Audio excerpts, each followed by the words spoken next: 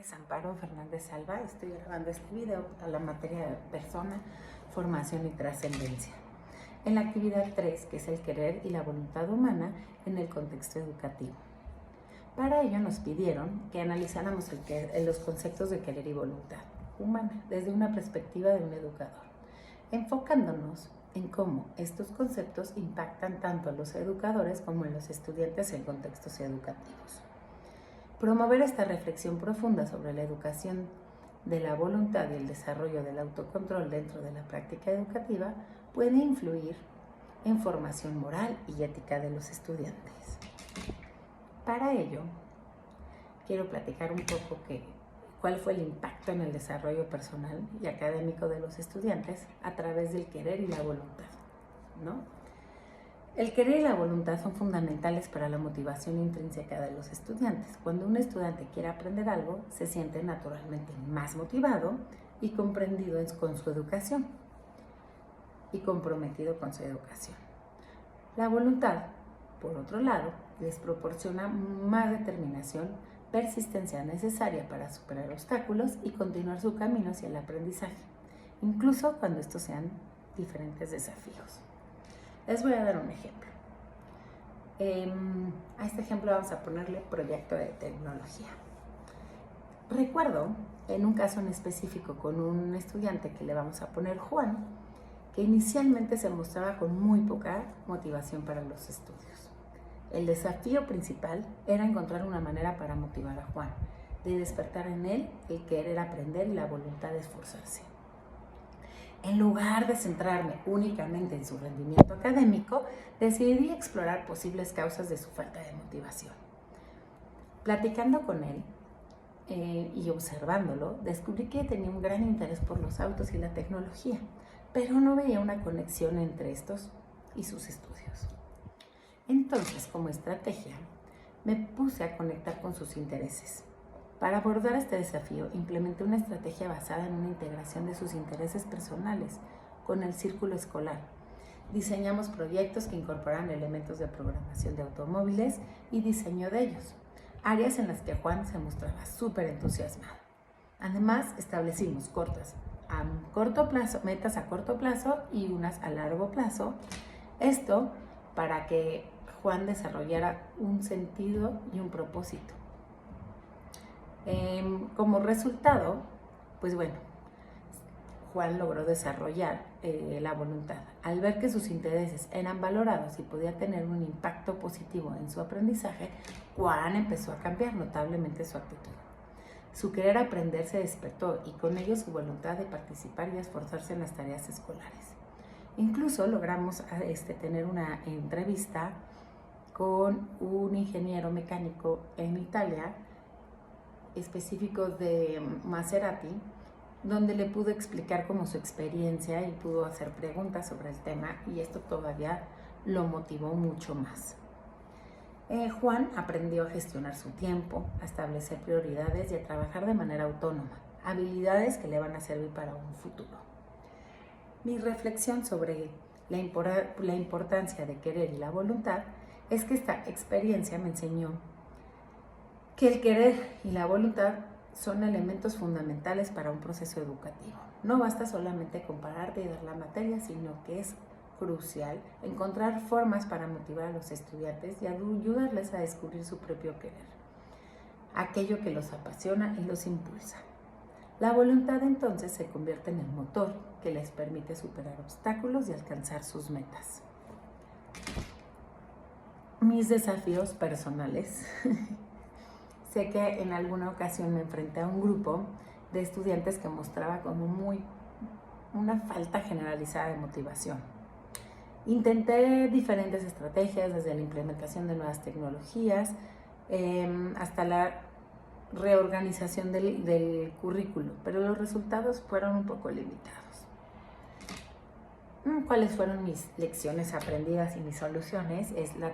Que la clave fue involucrar a los estudiantes en el diseño de su propio plan de aprendizaje. Creamos talleres de planificación y conversaciones individuales.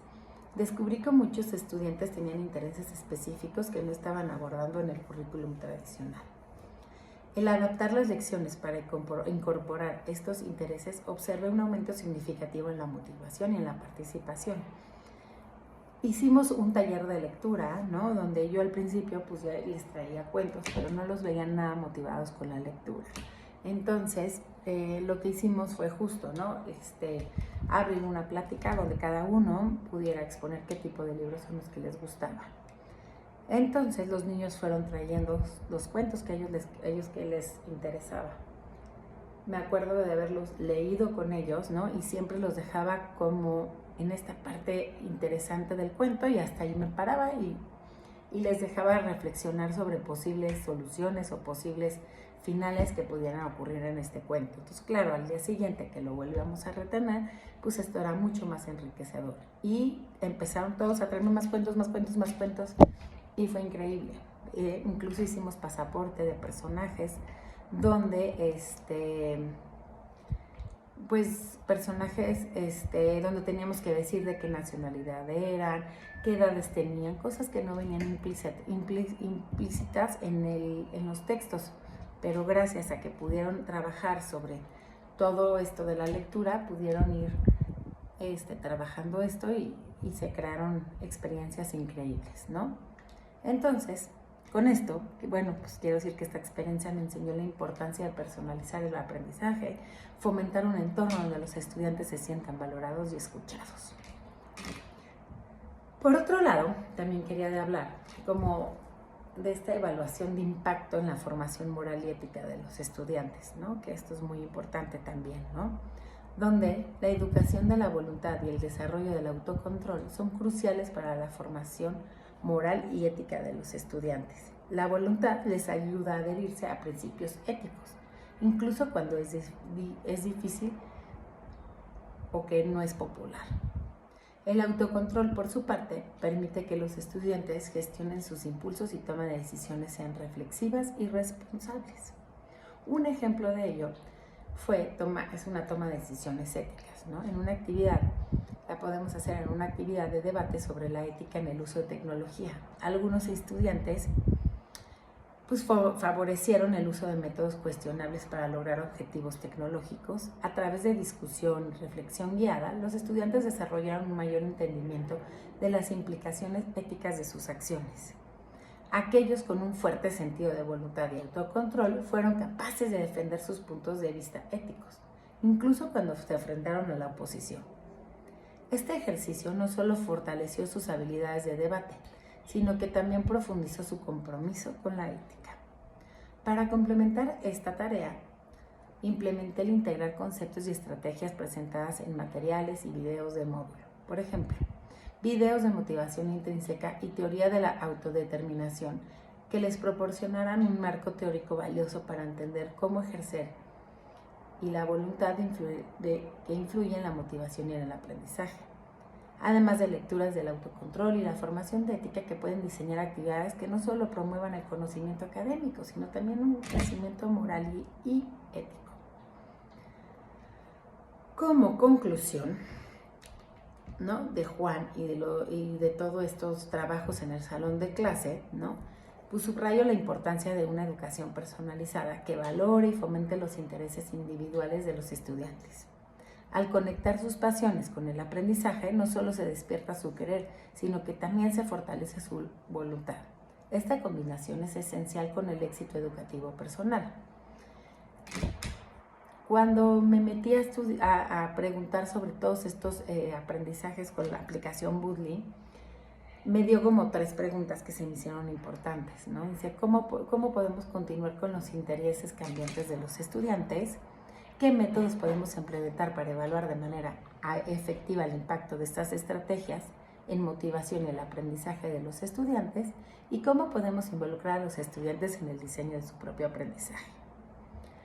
Pues para eso tuve como varias respuestas, ¿no? Para la primera pregunta, dice, ¿cómo puedes continuar descubriendo los intereses cambiantes de los estudiantes? Pues bueno, pues con encuestas, con cuestionarios, con conversaciones informales, con observaciones en el aula, con proyectos con pasión, con el uso de tecnologías y plataformas digitales, ¿no? Otra de las preguntas era cuáles eran los métodos que podemos emplear para evaluar, ¿no? todos estos aprendizajes, ¿no? Y si puse, pues evaluar evaluaciones formativas, ¿no? Donde podamos ir midiendo el progreso de los estudiantes, ¿no? Entrevistas y grupos focales, se me hace súper importante, las entrevistas enriquecen mucho en conjunto. Análisis de datos y académicos también, reflexiones y diarios de los estudiantes en alguna otra tarea, esto también ya lo implementé. Y bueno, ¿y cómo podemos involucrar a los estudiantes en este diseño de su propio aprendizaje? Pues eso, con un aprendizaje personalizado como el que hablamos, con talleres de planificación, ¿no? Donde los estudiantes puedan aprender sobre planificación y el establecer metas, con contratos de aprendizaje, ¿no? Donde los estudiantes acuerden sus metas y estrategias de estudio y criterios de evaluación, y con una retroalimentación continua, ¿no?